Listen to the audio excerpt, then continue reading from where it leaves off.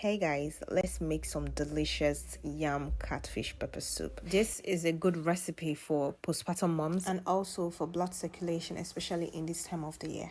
For this recipe, we need cayenne pepper, my very own pepper soup spice. I'm going to show you how I made this at the end of the video.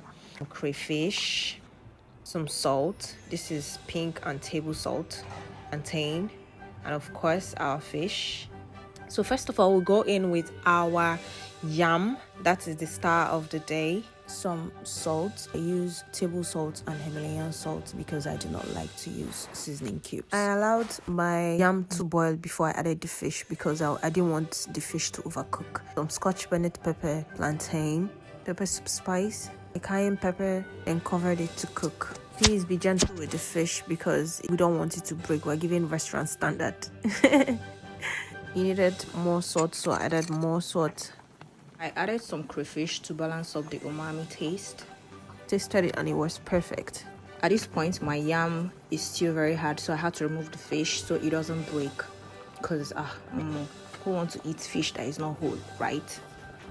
Okay, so at this point, my yam is ready and I am going to go into dishing right now. First, I'll dish for myself. And then I'll dish for you.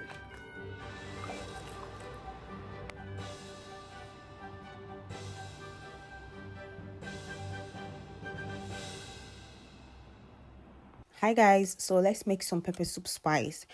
To make this pepper soup spice, you need some uziza seeds, negro pepper, and 1 calabash nutmeg.